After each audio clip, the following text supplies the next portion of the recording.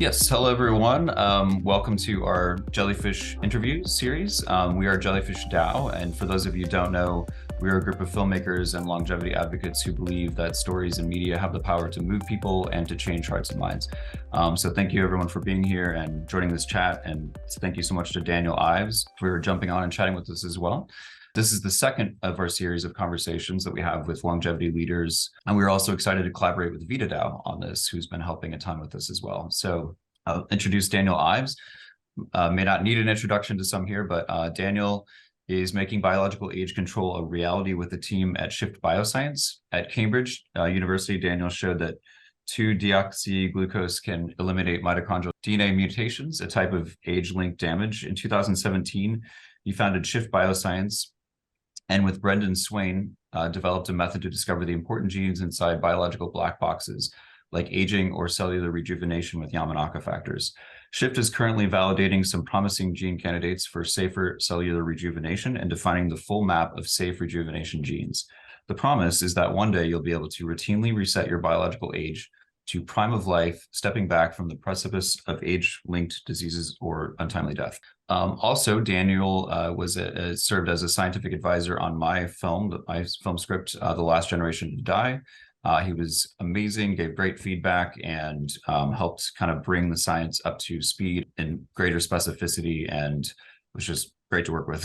so we're going to jump right off. We're three filmmakers. I'm Tim Maupin, and we are going to sort of rotate with different questions, and then we're going to open it up for audience Q&A at the end too. Hi, I'm Gali Volkoy, and I am part of the Jellyfish DAO community, and I am working on a documentary film that shows the massive impact that is expected when targeting aging medically will be possible. And hi, everyone. My name is Alessandro De Marco. I'm also a filmmaker and a part of the Jellyfish DAO community. And at the moment, I'm working on a project called Genetic, alongside with another Jellyfish DAO member, Matalina.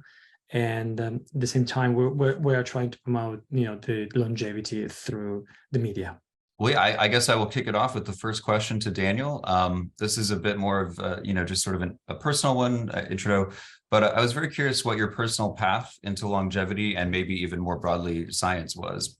Yeah, so it's actually a very boring story. I was good at biology and chemistry at school in particular. I was also okay at maths, but not fantastic at maths.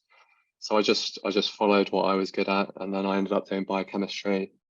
And it just continued to be interesting. The way that I got involved with longevity is the same as for many people at the time, which was this eccentric figure in Cambridge called Aubrey de Grey. So he had a very long beard, never seen a scientist like him outside of fictional movies. And he presented this TED talk. It was called Ending Aging.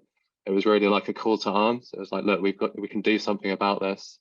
And here's a great framework for tackling it. And it was very convincing. And it really took somebody to say that. So that's how it all started. And then from that point onwards, things have just got more and more interesting. But it's sort of a long and winding path. Oh, okay, exciting. I'm really curious about, from the point of view of a scientist, when you come across terminologies or imagery related to longevity, which do you feel are less helpful, and which do you feel are really effective in getting the message out there and making longevity seem legitimate and relevant? I think the most useful thing that's happening is that legitimate people are lending their legitimacy to the space. I think this sort of a spectacular example, which is Altos Labs. So you've got a collection of legitimate scientists from sort of mainstream science, legitimate capital, the very best capital, basically saying this is real. They're saying this X marks the spot. This is real. They're the ones charged with deciding what's the new thing, and they're saying this is the new thing. So that's a really positive development. I mean, it's not just arbitrary. There are a series of breakthroughs that allow these people to decide this is now the right time. So they couldn't have just said this at any time. But I'd say that's one of the most powerful levers at the moment. Obviously, Tim's film, the sooner that gets produced, the better, as far as I'm concerned, because it's just an amazing story. I think people forget how energizing and interesting this is. It just gets into a part of your brain that nothing else can get into. You know, you've got people from completely different industries arriving here. And the reason is, you know, we all recognize when we're very little, right? It's like, wait a minute, this isn't forever. We're just a visitor. You know, like our common destiny is accelerating deterioration of health, culminating in death. Beyond that, it might be eternal oblivion, right? Like the gravitas of that is very hard to fit in our day-to-day lives. So we just move on because we got to get on with things and be happy. Like it's perfect substrate for a film. So I really hope everybody sort of helps Tim out to get that across the finishing line. Yeah, beyond that, you know, good science helps, right? Like anybody making real progress, that is a story, right? So the more people that are moving the real needle, like right now, which is very much in the science, the better. So yeah, just anybody that can put their brain onto something generates interesting stories. Apart from that, I'm not really a media expert. That's where I am. I mean, I barely know what's going on at the moment. We're so busy, so people have to tell me what's going on in the World Cup. I don't even know world affairs at the moment. But that's my view. So have there ever been movies that have really moved you that you can recall, like things that, you know, through story that have actually possibly changed your mind? I mean, I really like Back to the Future. It might be a bit cliche, but Back to the Future, it just has this amazing feeling about it, which is, oh, look, this tiny little technology, and it just changes everything. And you know, there's all these secondary effects, and there's a whole story behind that. So I'm not saying this is the same thing, but I mean, one of the taglines that you could apply to this field is like time travel without a time machine. You know, like you live to the future, like almost, you know, let's put the DeLorean in the garage, right? Let's do it. Like, let's live the whole journey into the future. So I think Back to the Future was one of them. Yeah, I have this curiosity about, you know, you're talking about the cellular reprogramming, basically, and more from a scientific standpoint. You know, I was actually reading that, you know, there was an example of an 80 years old cell, you know, cells that, you know, through the reprogramming can actually, you know, roll back to like 40 years old, and the reverse aging. So my question would be, what exactly do you mean by reverse aging? Because I want to make sure that even for, you know, people like not technical, for example, like myself, like reverse aging kind of like have this meaning of going back in time. And I want to find out if the concept, the general concept is actually correct. And yeah, so by reverse aging, the precise term would be we'd use mortality hazard. So sort of your risk of dying from different things. So when you're young, that's very low. As you get older, you have an exponential increase in that hazard. So when we talk about rejuvenation, so say it was a 60-year-old and we rejuvenate, like we reverse their age. I think we use the term biological age to be specific. So it's basically, you know, how much mortality hazard is linked to this biology, which is usually at the same as chronological age. But yeah, if we rejuvenate somebody by 40 years, that means, yeah, if we do this properly, that means they've got another 40 years before they reach that mortality hazard again. Yeah, so you sort of bring them back, and they almost have a second life. So I mean, there's plenty of examples this is possible. I mean, I won't go for everything, but you know, young animals come from older animals. Like it's all around us, right? Like it's actually all around us. We just don't recognize it. You can clone animals, and those animals live a normal lifespan. It's a complete myth that they live a reduced lifespan. So what I mean is, you can take an adult nucleus, you know, it's been around in an adult cell for many years. You stick it in an egg cytoplasm, and it will make a brand new organism that lives a whole lifetime. And then the Yamanaka factors, right? These set of 4 protein factors, they can reverse biological age back to 0, even from a supercentenarian cell. The robustness of that is still subject to experimental verification, but from the natural examples, we know you can basically scrub the DNA and start afresh. Like biology has had to solve this problem, otherwise we'd inherit aging through every generation, eventually become, you know, very short-lived, and that doesn't happen. So that this has to be there, but evolution hasn't given us the keys, right? It's solved that problem, but it hasn't given us control. So this is the excitement, right? We know this biology exists. And that's a huge light at the end of the tunnel. It exists, and now it's how we get there and how we, you know, bring this under our control.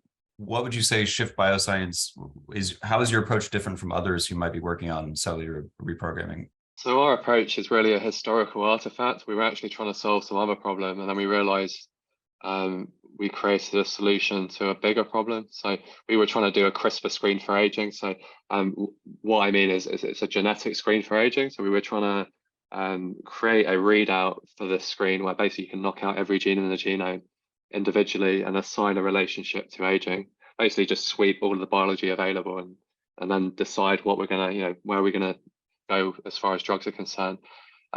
The way we did that was we created this single cell aging clock based on gene expression.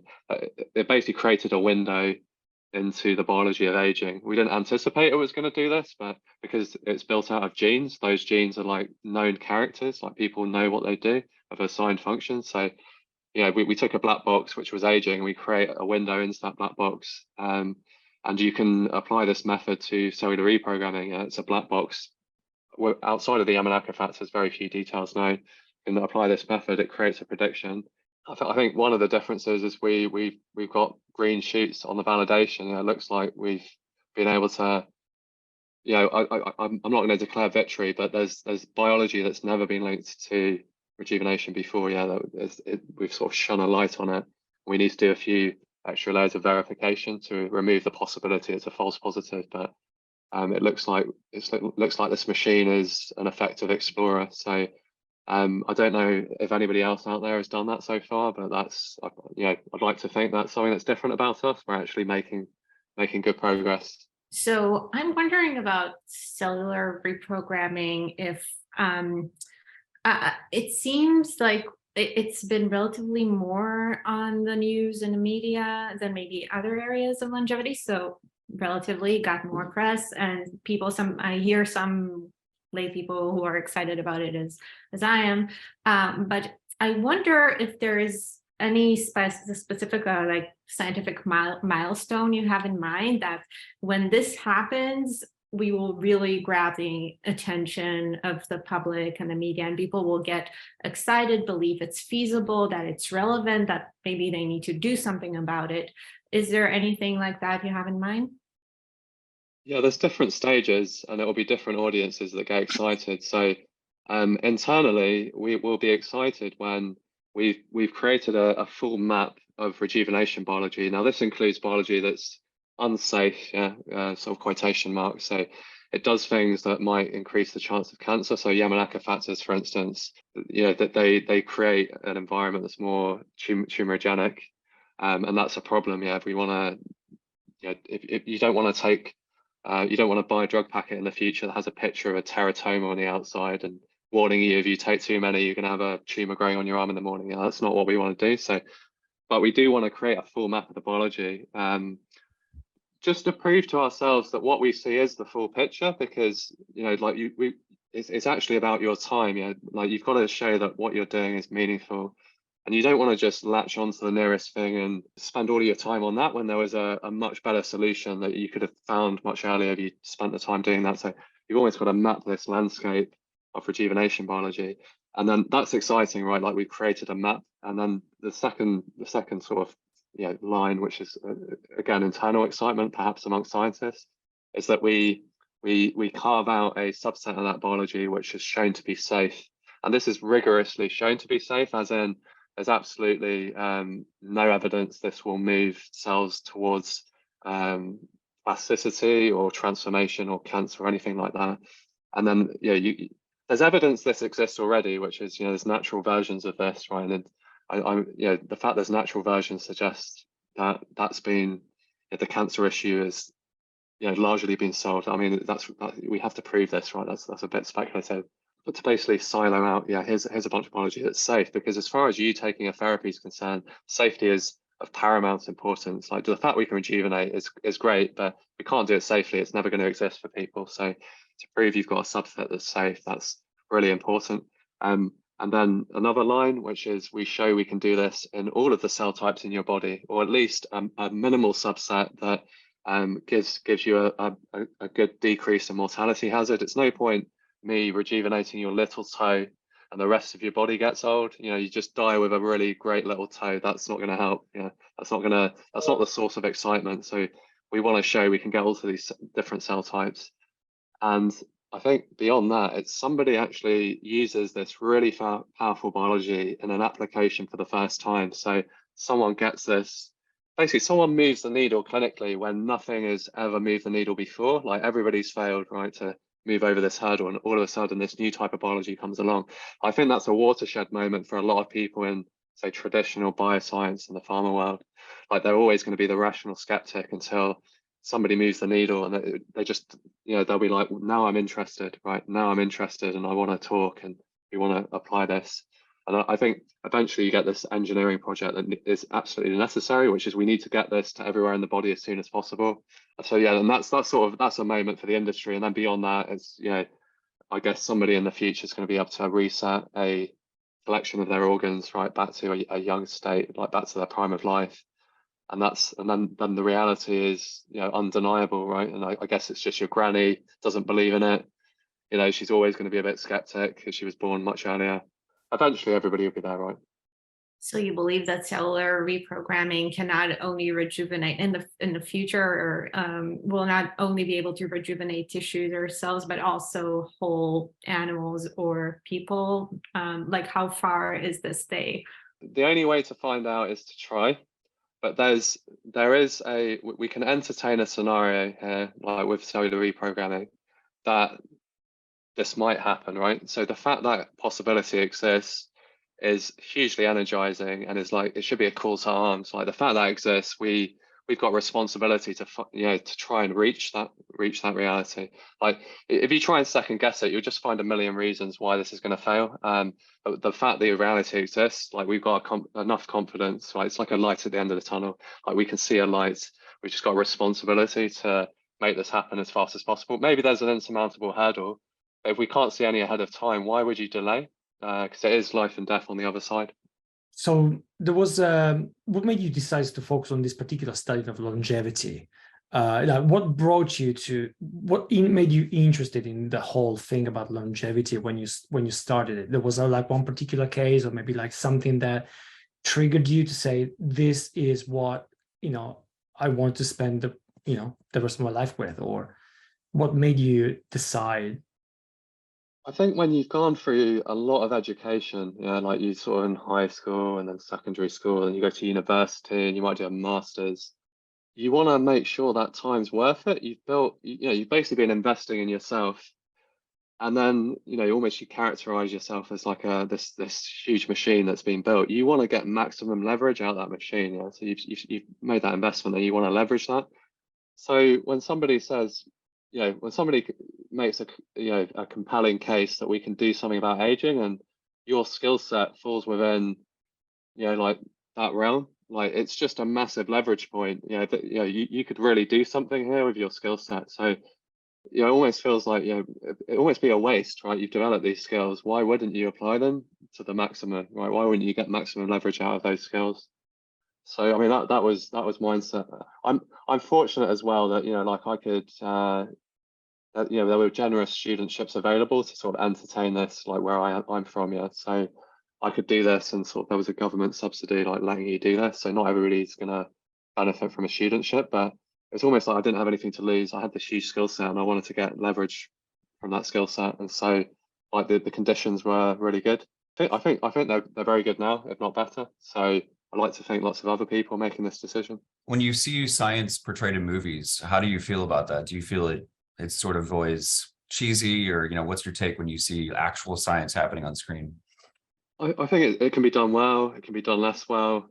I've read scripts. It's done very well because they've sought the advice of the scientists. I mean, you can just have a few conversations with an expert, and you can transform the credibility of what's being presented. So yeah, I mean, it's a different range. You don't want it to go too sciencey. I think in a movie you're trying to bridge two different domains, right? Something that's very technical, detail oriented, and something that's emotionally moving, right? And to lots of people without that detail. So there's sort of an optimal level in between. I sort of have to try and be a bridge these days, because I originally was a very scary scientist that talked in codified form. I'd see people's eyes glaze over, and I just, increasingly I have to learn how to be a bridge, which is like engaging somebody, paying attention when they lose interest, like questioning why that happened, like not making too many assumptions. So yeah, the best films, at least with a science component, are bridging really solid science and like almost bridging it to an emotional dimension. I mean, this is ripe for that bridge, right? You know, sort of aging is something that's very familiar to everybody. This reminds me of Tim's film, which also like this. I also really enjoyed the script and really looking forward to the production, to seeing it made. Is there anything in particular that you feel in the story that kind of makes a good argument that can serve us in longevity conversations? Anything that stands out to you?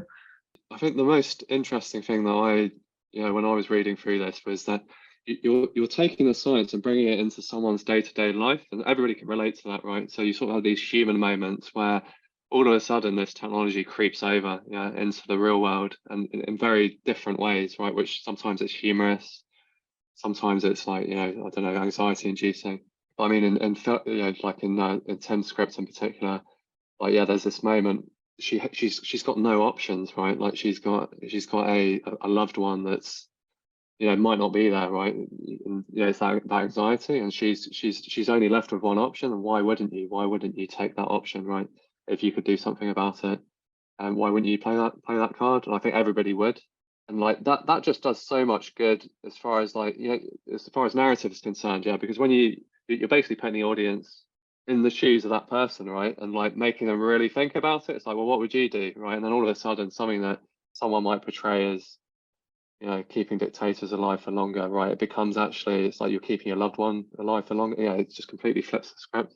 Thank you for saying all that, Daniel. I really appreciate it. And just as a quick, for anybody who doesn't know, just to get the context of the story, it's about a daughter who is inventing a new technology, works at a biotech company, trying to save her aging father. So there's, that's the main thread of the story. And we weave in a ton of, different societal conversations. Some of the science is there, again, thanks to Daniel. So I just posted the website if anybody wants to take a closer look. Just what Daniel said, like, really made me realize that it's so much of it is about feasibility, and a film makes you feel like you're there at the moment where it really happens, and people tend to change their minds when things become real and practical. So that's a good thing for us filmmakers to remember. Yeah, I feel like I tried to keep my film right on the cusp of it's in the very near future. So it actually feels like something that could be achievable. And I've tried pretty hard to make, other technologies that are there feel very, like most of us now are aware of augmented reality and things like that. So it's like when you see that kind of world, it's maybe in the next decade or so that's, so it has that sort of sense and feeling. And again, try to be as feasible as I can. It's as everybody has just illustrated. With the science, since it actually doesn't you're still skirting a little bit of a line of creative license, but trying to be as accurate as you can. So I saw in one of your interviews, there's a photo of, I think it's at your office, and there's looks like a plexiglass thing with like markings on it of things that you would maybe like to do if we do achieve rejuvenation. I was curious if you could share with us things that you would love to do if you did live 100, 200 years, 300 years, like what would you do with that extra time? Yeah, so we have this sort of plexiglass, like it was originally for COVID, right? It was separating everybody, but we kept them up because it's useful to sort of write on. And it says life motivations at the top. So it's not like it's some really dark environment. Everybody's, like not feeling happy about themselves. We need to put things up. It's more about, look, we're doing something really interesting here. Like, what would you do with those extra healthy years? It's sort of a fundamental question. Like, we're going to do this, what's your answer to that? Because you want to drink your own Kool-Aid. So people, write different things, but it's very energizing. It's like, oh yeah, I could do this, and I might do this other thing because now my boundaries are, sort of, it's like the frontiers are opening up. It's just a source of energy, right? It's like all these things that we could do more of. I have to be very careful because I have to wear two hats. One is the company and where it wants to go, and then the other is my personal excitement. So something that's incredibly exciting for me is that it's just the state of affairs, right? So if you look at the sort of history of the universe, right, it's like a big bang and there's a bell curve as the universe expands. We just flash in and out of existence on this tiny point in time and space. It's like you can always just put a dot, which is you living on the Earth, this tiny point in a very long future, by the way, but obviously space is large. The moment you've got comprehensive control of biological age, which is sort of rejuvenation that's safe, this great delta of time and space opens up in front of you, like personally. So you can survive more time, but that also means you can survive the journey across space because it takes a long time. So there's this whole future that's going to happen with you or without you. But the moment you can choose to be part of that, right, and you can survive the journey across space, like that's yours for the taking, right? We might not have that right now, but it's within reach. And like, what all the fantastic things are going to happen, and you could go there. And I mean, this is a very unsavory pitch that I don't want to make, but there's no point being a billionaire right now unless you give it away and you do good things, right? But if you were going to be entirely selfish, if you were a billionaire, if you could control biological age, you could actually put that money to use, right? You could have a 1,000-year retirement at a 1 million a year burn rate. You could go and see everything. If you've got so much time, you could actually see everything. There's this big future, right, that's waiting for us. That's just a huge source of energy. So I'm personally excited on that front. And this plexiglass, it's just sources of energy. This is a very long road ahead, so you've got to keep the flame going, right, the whole time. Otherwise, so it's so easy to just turn this into a dull and boring beige biotech initiative, right? It's such an exciting thing, right? And I think you just need to keep highlighting that. And the energy basically brings people in that are going to make this a reality, right? You've got to attract those people, and you don't want to be too apologetic about it, because there's other things they could work on, right? They could work on general AGI or fusion energy. You've got to bring them into this field. And I'd say this is if you get this right, you've got plenty of time to solve the other ones. So it's almost primary, but I'm biased. I thought, yeah, to summarize your answer to some degree, the quote you had from the interview, one major benefit is safeguarding the fragile flame of human consciousness in a vast universe. That sort of stuck with me. And, it's like when you think about it like that, it is kind of as simple as that in a way, and poetic as that. So really great. Well, it's a pretty personal question, and it's kind of a dilemma I have about my film as well. I'm curious to hear if when you talk about what you do and when you talk about longevity, do you put aging and aging therapies and living healthier, longer under the same umbrella as fighting death?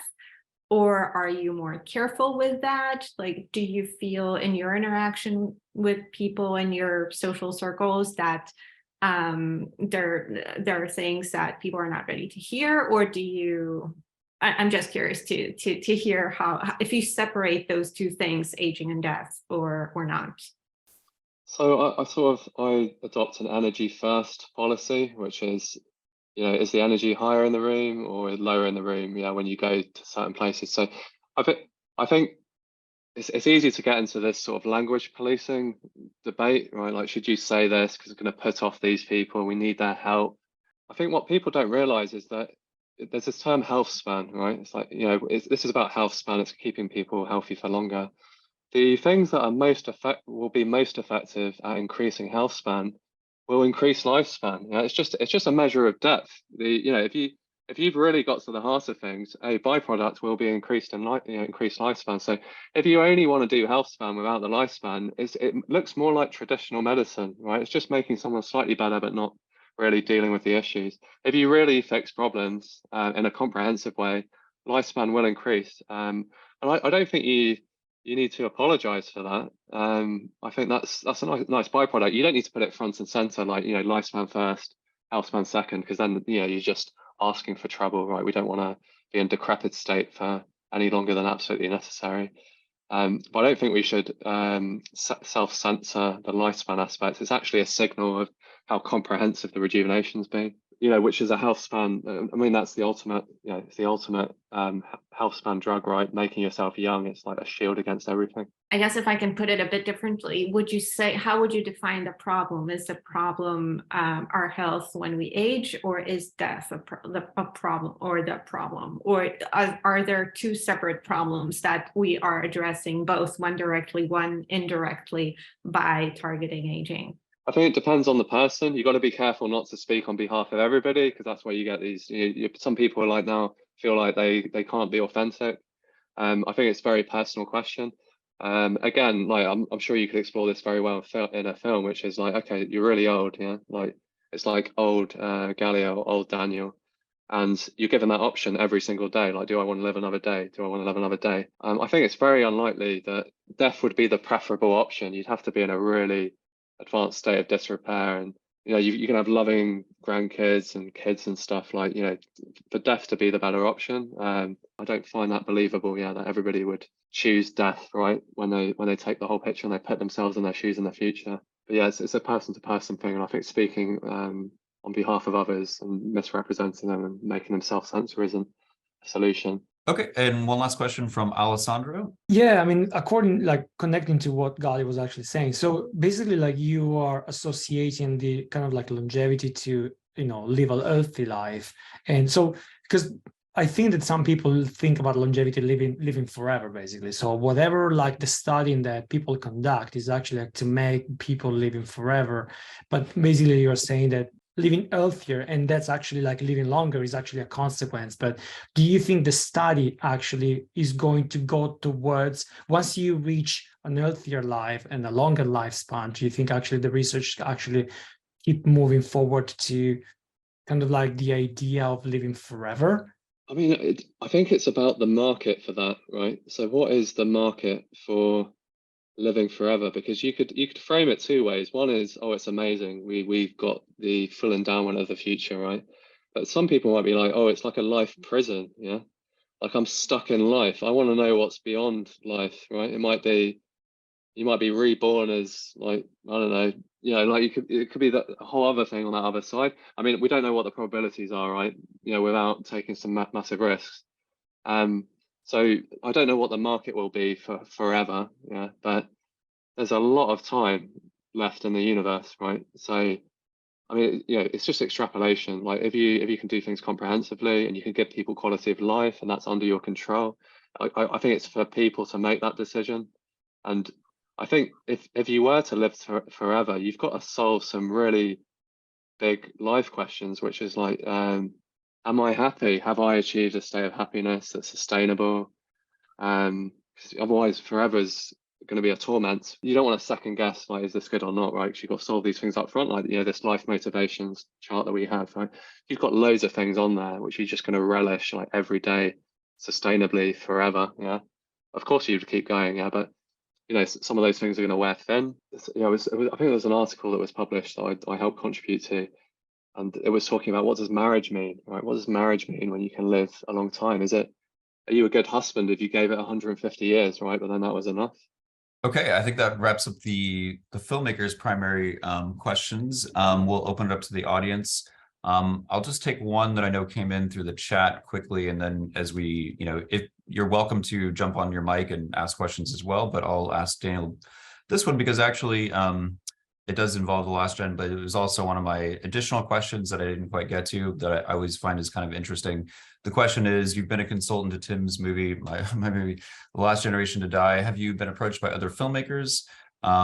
Tim's movie is a positive portrayal of longevity. Would you get involved with films that were more dystopian in their approach? And I would kind of add to this. This is something I think about quite a bit, and that, you know, I think we're trying to paint more of a positive picture towards longevity, or at the very least have a good conversation that gets people kind of thinking. I've often said that, you know, I think we've seen enough dystopian, you know, it's maybe better to paint the positive picture. But I would, you know, in addition to this question, do you think there's ever a place for dystopian movies, which are more cautionary tales to kind of illustrate an idea? So Tim, just to play that back, there's two questions. Have I been approached by anybody else for? Yeah, sorry, yeah. And then secondly, dystopian side of things, right? Yeah. I have not recently, but around the time that I spoke to you, I think there must have been a wave of people like thinking about the media element. But you were primary. I think I came across you through Nathan Chang. But there were a few people. I don't think they were like feature films. They were more like documentary. So there were people sort of going that angle and, you know, bringing in more of the here and now, less of the fictional side, right? So there were some of those, and there were conversations, but it's an incredible logistical challenge, right? When you've got a very close-knit team trying to do the science and trying to coordinate that and prioritize budgets, and so I think right now you don't want to put a film crew in the kitchen, yeah, where the heat is on, everybody's shouting at each other. No, that's not happening at Art Shift, by the way, but you know, just for effect, like, you've got to let this thing play out a bit before you can include, like, there's extra seats on the ship, people can see what's going on. So I haven't engaged anything beyond your own script so far. And then the dystopian side, I think dystopia can be useful, right? Say there's a risk that just people just brushing over, yeah. Like for instance, cancer risk, right? So we were going to use the Yamanaka factors as a therapy. Like none of these efforts are anywhere near a clinical regulator at the moment, right? So that there's no need to confront the safety dimension. But like it's almost that it's like I think that's an amazing plot, which is like, oh, how much risk can we take? Yeah, like that's a dystopia. It's like, oh look, it was there's this amazing benefit, but we just rushed this, right? We could have just been extra patient. We rushed it, and then there's that scenario, and it's like almost a warning, right? Like don't rush because you're gonna ruin it for everybody else. When there might be a technology just behind you, but all of a sudden there's this huge scare story, somebody dies, everybody pulls out because they don't want to be associated with it, and then the real deal was short of funds. It didn't happen, right? Like that's an example of a dystopia, which is just a warning to temper the worst side, which is like fear-driven opportunity. I don't know. That's just one example which I'd think would be useful, sort of create that dystopian vision. But that's a very niche audience, right? That's like a movie for me, or like for people enough. Yeah, it seems like, to your point, maybe there is a place for both. I think it feels like mostly at Jellyfish, our role is to, since there is so much dystopian, mostly to focus on the positive. Maybe there's a point for making a dystopian one in sometime in the future. Greetings. So initially my question was, because as you were portraying or conveying your ideas concerning the risks of solving aging on a large scale, I was thinking about pangenomics and metagenomics and how this interplay of a say immense collaboration from the clinical aspect of genomic sequencing, favoring anti-aging therapies, to say pangenomic, meaning that each and every variant of a gene or allele of a gene gets scanned, scrutinized, analyzed in a parallel effort to correlate the data with these gene networks contributing to the science of aging and to the aging process per se. So on a massive scale study, say scale the width of the human genome draft process that took enormous effort on I think I understand the question, Mahai. So it all depends where we are right now. So we for instance, when we start finding genes that we think represent safe rejuvenation genes, like legitimate targets as far as drug development is concerned, like we need to know what we're sitting on. So like, do those genes work in every cell type? Do they work in every genetic background in every cell type?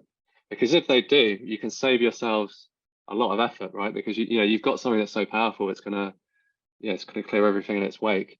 However, if you do need a massive project, right, it just requires a lot of people, like that is the bottleneck, then of course, like that's what you do, right, to sort of make this a reality. But yeah, you want to be absolutely clear about what the bottleneck is right now, because if you create a false bottleneck, you sort of fire up all this infrastructure, you're actually going to suck resources away from moving the real needle, which is sort of some baby steps at an earlier stage, because you're building something that's just not ready to receive what's there at the moment. So it's really, what is the bottleneck, and you have to be very ruthless about like, look, where's the line that we need to move forwards like every day, because if you put that too far ahead, it's just the wrong, the timing's wrong, right? So maybe you need like a human genome project or an Apollo program later, but there's a scenario right now where that isn't necessary, and we're going to sort of prove this out layer by layer. But yeah, if it's necessary, of course, it's like everybody needs to get involved to the extent possible and like help move it forward. We just don't know if that's necessary right now.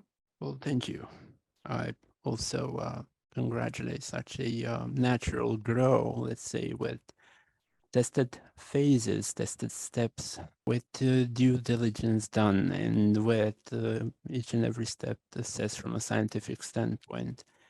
Yeah, like Mihai, just to finish, like if you find the biology, right? I just imagine you found the biology, like it's worth all of the time necessary and all of the money necessary to find it, because if that is the biology, right? Everything else is exciting and downhill beyond that. If it's not the biology, it's just going to be a spectacular failure, right? And then all the money goes, gets blown up. So whatever whatever the patience and money are necessary to reach that biology, it's worth it. Yeah, that's the main thing. So doing these baby steps, it's your responsibility. I mean, for me, it's like I don't want to waste my time, right? I want to be absolutely sure to myself, like, for myself and my team, that we're not wasting time. So it's our responsibility to try and cut this down from multiple angles. So you have to be exhausted at every stage because it's your time at stake, and that's the main thing. And so you got to behave like that the whole time. Otherwise, it's going to be it's like sad face in the future. Yeah? You're going to be happy in the short run. It's just sad face in the future, and that's sort of everybody as well. Because if only you'd just taken an extra year, or you'd convinced people to give you a little bit extra time, and it could have been this completely different world. Yeah, great question. So we have another one. Galia is working on a documentary, Ageless. Do you think appearing in a documentary increases the fundability of your research? Yeah, good question. I would say yes. I would say yes, but then depends on the audience, right? So I don't know what the Venn diagram is, like investors versus the audience for the movie. But in general, sort of effective communication that's delivered to lots of people is good, right? You just, depending on the size of the audience, you have a signal to noise problem, which is lots of people are coming in, and you have to sort of filter, like have to create a great filter, like those that are useful, those that aren't. And then your ability to manage that whole process, right, might need an extra person or two. I think overall it's positive, but there's this extra work task, which is then you have to deal with all of that incoming. And so depends on the nature of your team. If you're big enough, you can do that. You can basically make use of that, right? If you're too small, you just get swamped, right? And you just can't see the good from the bad, and you just give up on that. So it depends, yeah. Okay, so first thing, Daniel, it's always inspiring to hear you. Just your energy is really great. I wanted to ask, like the previous interview was with Jean Epper. He talks about the problem that everything given reprogramming is not enough to actually rejuvenate, because our problem is not like rejuvenating single cells. The problem is rejuvenating organs, including the brain. So what do you think about this argument? I think it was on the On Deck Longevity Biotech Slack channel where this point was made as well. And my response is that we shouldn't second guess any technology, right? We should try and advance both technologies so that we've got a plan B if one doesn't work. They're basically the plan Bs for each other. So I do think there's a sort of mosaic in the body of cells which are better off being replaced. And then there's a mosaic where they're better off being reprogrammed, right? They're better leave them in place and try and do something. But we need to just like press ahead, because otherwise we're never going to really know. We're never going to really confront reality. We're just going to try and second guess it. And if you second guess things, you're going to create false obstacles or false hope. Like the best thing to do is like baby step, what happened? Next baby step, what happened? So we might be sitting on something enormous much sooner than we realize. And so if you second guess it, you just find a reason not to do it, right? And then it's delayed by 5 years. So I think the best thing is everybody just goes full steam ahead with their approach, and then we see how they all mesh together. And I'm sure it's going to be a beautiful, mixture of all of them together, right? But the only way to find out what that optimal mixture is to push the boundaries of each technology. So that's my response. Yeah, I have a question on, I guess, the regulatory. I know it's still a bit early, but on the translational side of things, what do you think we need from maybe a science perspective that, to bring these technology through, the FDA approval process, given that our current approval really requires, proving that it's more of a treating disease model rather than like a prevent aging model. Personally, I was tangentially involved with Allergan's CRISPR blindness study, and even there, even though it was really easy to prove, we had to work really hard just to bring the new technology. And for aging, it's even harder bar to prove. Thanks, Ben. Yeah, there is a scenario where there's a regulatory framework which exists for very good reasons, right? And because of that, on one side, because of this, these aging drugs don't happen. And if only we could move this, it would be successful, right? There is a scenario, yeah. And I don't know what the probability is on that scenario, but there's also other scenarios which like for instance, there's all these different age-linked diseases, and there's a scenario that if you rejuvenate, you can do something about those diseases. And again, we shouldn't second guess. We should be trying to push on the regulatory front, but there's plenty of reason to believe that we can actually affect some of these age-linked diseases with a rejuvenation approach. So I think there's a lot of good narrative from Altos in particular. They do a good job with this, which is you're basically introducing resilience into cell systems. So that the cells might be compromised due to a genetic defect, or might be aging, it might be something else.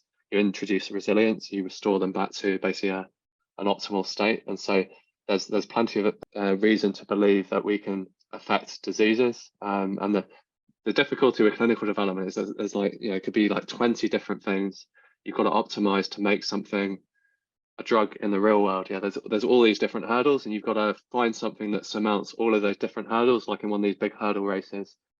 So even if you've got great biology, right, I don't know, it's like it's too much of a risk to take for an investor. Therefore, it's not, the whole thing doesn't self-sustain and get to the finishing line. So you've got to optimize that whole thing. But there are routes across all of those different hurdles, and that's a scenario as well. So again, you don't want to second guess this. You just want to see what you can see and just push it as far as possible. And I think if somebody can push the regulatory front, that's just lifting all boats, right? If you can sort of get the red tape out of the way. But again, the only way to find out is to try very hard. Well, I think that's it. Again, thank you so much, everybody, for jumping on and joining us with our second interview with Jellyfish. And Daniel, again, I can't thank you enough for just, for jumping on and chatting with us, and all your support and your belief in the idea that movies and stories are powerful for longevity, and your help with my script. Just so greatly appreciated. Yeah, I'll pass over to Galia to sign off. So thanks again, Daniel. Really glad to learn more about your work and for your time here with us. I just like to invite everyone, if you haven't yet, to join us on Discord. We have a growing community there. We also just shared link to all of our social networks. And we are a group of filmmakers and longevity advocates who we really just we've been working on this together, trying to build this thing. We believe in it, but we still need quite a lot of help. So especially right now, we're looking for a Discord moderator, social media help, and DAO building skills. So if you're interested, please reach out to us. Our email is longevity.media.dao@gmail.com. It's also in the chat. And lastly, we currently have 3 curated projects that are promising and interesting, as we mentioned, 2 features, 1 documentary. So we invite you to learn more about those on our website, jellyfish.foundation, and you'll find some more information there about this initiative and learn how you can join and help support it. Thanks, Yep. everybody. And again, thanks to VitaDAO as well. Yes, thank you. Really for helping us along the way and being for this partnership. We are really grateful. Yeah, and Daniel, we're very excited to hear the new updates whenever for Shift. And again, thank you so much. I really appreciate you coming on. You're welcome. Thanks for the invitation. Bye, guys. That's it. Thanks.